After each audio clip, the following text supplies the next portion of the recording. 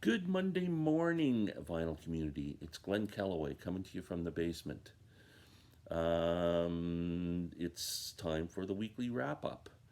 For those of you who have not seen the weekly wrap up, it's just kind of where I talk about things I've seen going on in the VC over the past week, contests that are ongoing, interesting videos that are videos that I found interesting. There's a ton of interesting videos out there. I haven't got time to watch them all. That's I wish I had more time for that.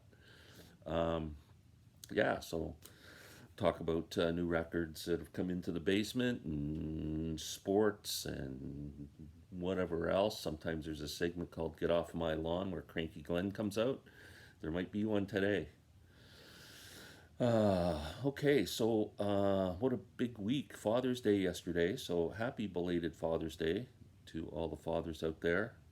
Is there anything cooler than being a dad? I don't think so. This is a big week for my wife Lynn and I, and me personally too. So we had Father's Day yesterday, and got to my daughter Stephanie and her boyfriend Ryan came over for and stayed overnight on Saturday night. We had a great time. My daughter Andrea is in Florida, and she phoned me on Sunday, and we had a beautiful conversation. They left me wonderful messages on Instagram. Love you guys very much. Today is a special day for my wife Lynn and I. June 21st is that day uh, we first kissed. It's kind of a romantic day for us. So we consider it a special day and always remember it. I'm sure with a nice glass of wine.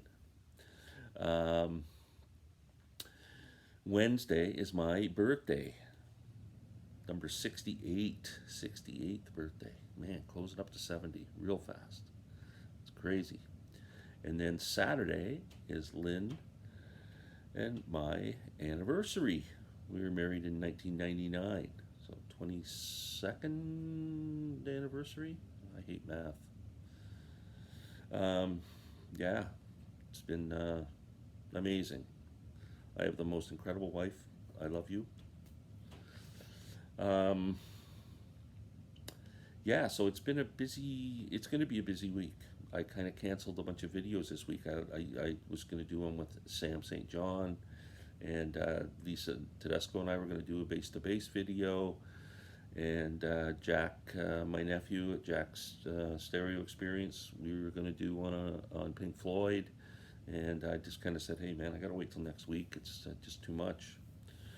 So yeah, what's going on in the VC contests? Oh, okay. There's three newer ones. Every week I don't mention all the contests because once I've mentioned them, I'm hoping you guys just go and you know do them from there. So I kind of mentioned the new ones that come up from the previous week. So Beth at REDRUM Records, I love the '80s contest. She asked us to name like three of her favorite movies from the '80s and three favorite albums from the '80s, and it was a fun contest. I don't know about you guys, but I know there's a lot of fans. Yeah, I'm not a big fan of the '80s. The albums that I showed were like classic rockers putting out albums. You know, McCartney's Tug of War and Dylan's Infidels. And I was not a big fan of like pop music of the '80s. Um, yeah, some was okay. Some was okay, but I just didn't buy a lot of it. I didn't mind listening to it when it came on the radio or if I was at someone's house and they're playing it, but I'm not a huge fan.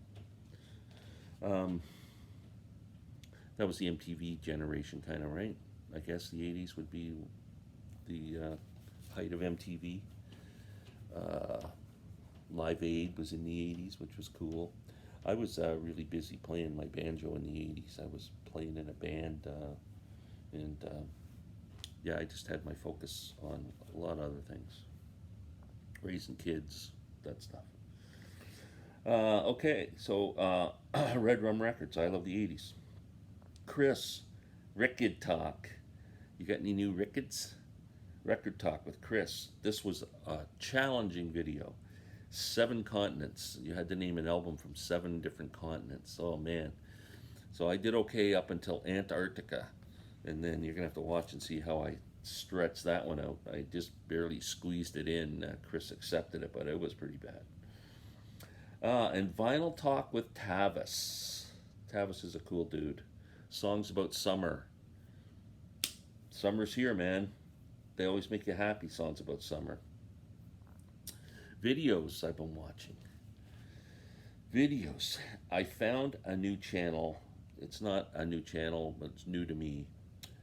Matt Street, my friend Matt Street turned me on to this. If you don't watch Matthew Street's channel, you're missing something. He's one of the best guys in the VC. I absolutely love you, Matt. Um, Caitlin Larkin. He mentioned Caitlin in one of his videos. Um, and I'm going to bring up Matt later on what he was talking about. But anyway, I went over and subscribed to Caitlin's channel. She's Beatles centric, real Beatles fan. It was great because obviously I'm a Beatles fan, and I commented to her. She found out she lives in Orlando, which was where my daughter Andrea is living now, and I said I'll be heading down there, and would love to meet up if she was interested, and if not, just kind of give me some pointers on where to look for some records. My friend Jeff at Calico Silver, he's doing some great videos recently, like just not getting away from music reviews and just doing like he did the the study of Paul McCartney and Brian Wilson and their the way their mind works when they're composing songs and using chord structures, and love both those videos. And then he blew me out of the water this week. Life as a pro musician. He had like a 20-minute video just talking about how he got into music, and when he kind of gave up his regular day job and decided to become a professional musician, and really interesting stuff. I played in a lot of part-time bands all through the years and never ever had the balls to even try and do anything professionally, and I don't even know if I was talented enough anyway. And playing a banjo is not the best way to make $1 million. There's a saying. They say, "What's one thing you never hear anyone say? Did you see that banjo player's new Porsche?" That's true. I have been on a monkeys kick, like frickin' crazy, like obsessed. Monkeys obsessed. I was a huge fan when I was a kid. '66 when the show came on TV. Those 2 years, and then for a while I had all their albums and saw them live in the '67 tour and their first tour, and I always enjoy hearing their songs, but never really sat down listening to Monkees albums anymore. And for some reason, I don't know if it was my friend Sam St. John got me involved or something got me interested. And then Sam and I did a Monkees video, and I've always loved Mike Nesmith's solo stuff. Mike's written some great songs, and he's got some great solo albums. He was definitely my favorite Monkee. And anyway, I have been obsessed. I bought the Mike and Mickey live CD, which is great, and I ended up getting this. I think I showed it last week. I'm not sure. Michael Nesmith's Different Drum, The Lost, RCA Victor recordings. Freaking great record. I just keep playing this and playing it and playing it. So then I got this last week. This album came out within the last couple of months, I think. It's Mickey Dolenz sings Nesmith. Now, Chris Propfe did a review of this album, I believe, and so did Sam St. John. Now, it was sold out for this album is taken off. It's on 7A Records. They pretty much, I don't know if they're on a second run now or what, but it was out of stock on Amazon for a while. Then it finally came back in, and I jumped on it, and now I see it again. It's like up to like $60, and they don't. They said the shipment it might be 1 to 2 months away, and then the third-party sellers are like $100. But this is a freaking great record, really good. You don't have to be a Monkees fan to love this record. It's really good. It's Mickey Dolenz singing Mike Nesmith songs. Fantastic arrangements. Christian Nesmith, Mike's son, produced and mixed the record and does a phenomenal job. The instrumentation on this album is great. Mickey sings, his vocals sound perfect, and he does a version of Different Drum on here. Circle Sky, they do it like a raga. It's like some say it's like Indian music, but it's to me it sounds more like Moroccan music. It almost sounds something like Robert Plant's doing with the Carry Fire uh, title song off that last album he did. It has that kind of sound, like a Kashmir type sound to me, but kind of that mixed up with an Indian sound. It's really good, really good. Blow you away. Just a great record. Honest to God, this is my pick for record of the year so far. So, and what a great cover. Dolan sings Nesmith. Can't recommend it enough if you can get your hands on it. I also got this. So, the Ugly Ducklings, Somewhere Outside. Now, unless you're my age and grew up in Toronto, you probably don't have a clue who this is. The Ugly Ducklings were out around 1966, 67. They were Canada's Rolling Stones. Sound a lot like the Stones. And they had a couple of big hit records. The biggest ones were a song called Nothing and another one called Gaslight. They grew up in my neighborhood in Scarborough, Ontario, in the East End of Toronto. Dave Bingham, the singer, lived just kind of across the park from where I lived. And when I was in grade 8, you've heard me talk about my cousin Paul. He was a year older than me. He was in the high school already, and I was just graduating public school, going into high school that September. And Cedarbrae High School, they had a variety show at the end of every year to celebrate the talent in the school. So anybody who played guitar, or sang, or did anything. And the Ugly Ducklings, because most of them went to our high school, they played on the show. And my cousin brought me, so why don't you come along to the variety show and check it out? So I go there. The Ugly Ducklings come on, and we're so good, man.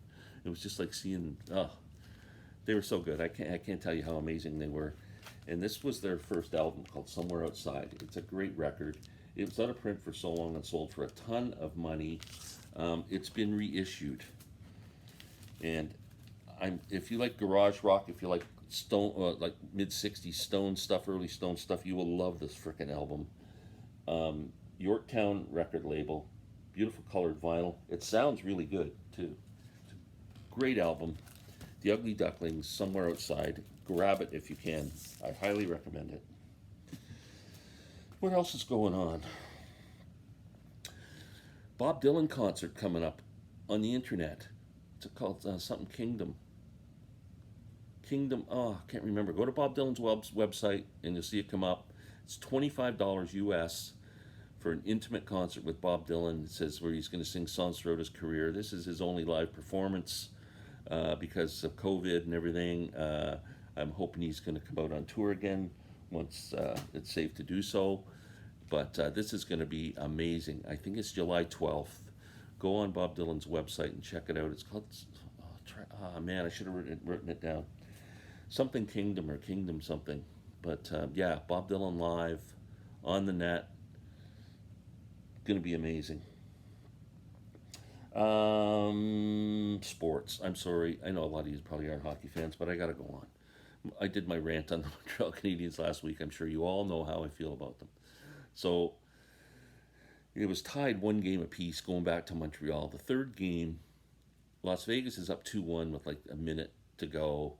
And the Las Vegas goalie pulls this stupid stunt that you wouldn't see happen if you watched a million games. He knocks the puck around like a idiot, and it goes to the front of the net, and empty net. Montreal puts it in and ties it and then wins in overtime. So they're up 2-1. Like, it was just a total fluky thing. Like, how this team is still in the frigging playoffs, I have no idea. They drive me nuts.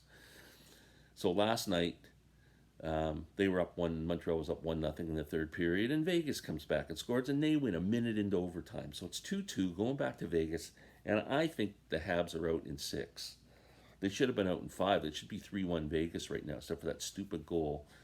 There's some mean hockey god up there that's watching over them who just laughs at all us fans of other teams. Brutal. The Euro Cup's on right now. What else? Wimbledon starting June 28th. I love Wimbledon. I visited there in 1999. My wife and I went to Wimbledon. Very cool. Love tennis, especially the majors. Okay, I'm not sure if this is going to turn into a get off my lawn or not. I think it has potential. So I'm going to say, ladies and gentlemen, an episode of Get Off My Lawn. You know what this is? This is the Let It Be movie. Now, I say movie, Let It Be movie. When it came out, where did you see it? Do anybody remember seeing it anywhere? It was called The Theater. We went to a theater and watched it. It's like 2 hours long, an hour and a half. I don't know how long it is. An hour and a half, 2 hours. A full length movie. Belongs in a movie theater. So Peter Jackson, as everyone knows, has had the 100 hours of video or whatever to play around with to come out with a new modern version movie, Get Back movie, that was supposed to be in the theaters last summer, and because of COVID, obviously, they delayed it a year. So it was supposed to be in the theaters this August. Then last week, they came out and announced that it's now going to be a 6-hour television show spread over 3 nights on Disney Plus. Give me a friggin' break. The Beatles deserve better. Maybe they're happy about that. Maybe I should say Beatle fans deserve better. This should be on at the show. I don't care if it's a 3-hour version or something. There should be a movie on the show. I don't even care if it's 6 hours with a 2 intermissions, so you can sit and watch it over the 6-hour period. I don't care. This should be a theatrical release. Our fans deserve better. Disney, I don't belong to Disney Plus. I don't want to belong to Disney Plus. I don't want to watch Winnie the Pooh. I don't want to watch endless frickin' superhero movies. They spoiled that genre with a million of the frickin' things. And I'm just pissed. Like, I can't believe that this isn't coming on into a theater. Now I gotta find some kind of way to watch Disney Plus because I don't want to miss this. But this is just a slap in the face to Beatle fans as far as I'm frickin' concerned. Disney, get off my lawn. There. Okay, I feel better. I think that's it. I think I'm done. 17 minutes and 41 seconds. So everyone have a great day. I'm going to have an amazing week. I'm sure I'll be back with a video here and there. But peace out, everyone. I love you all. Thanks for watching. Please subscribe. Give me a thumbs up. Where's my thumbs down guy? He's can't find him anymore. I don't know where he is. But I think I saw him in an Elliot Cruz video, so I think he's maybe moved on to my friend Elliot. He's picking on all my friends now. Love you all. Take care.